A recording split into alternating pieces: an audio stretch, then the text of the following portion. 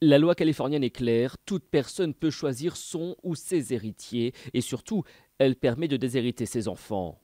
En France, c'est interdit, c'est ce que l'on appelle la réserve héréditaire.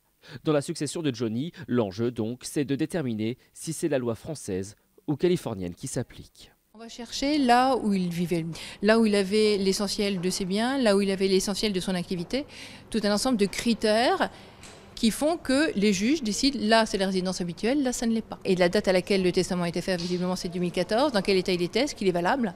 Donc il y a ça aussi qui va se mettre là-dessus. Johnny Hallyday vivait depuis 2013 ici dans cette maison du quartier de Pacific Palisades à Los Angeles.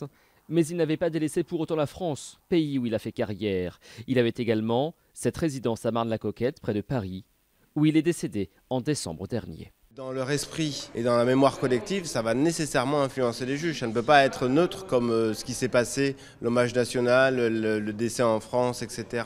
C'est des éléments qui ne sont pas neutres. C'est difficile de dire dans un contexte comme ça, la résidence habituelle de cette personne se trouvait aux États-Unis et en Californie, c'est sûr. L'ensemble du patrimoine de Johnny Hallyday est aujourd'hui évalué à entre 50 et 80 millions d'euros.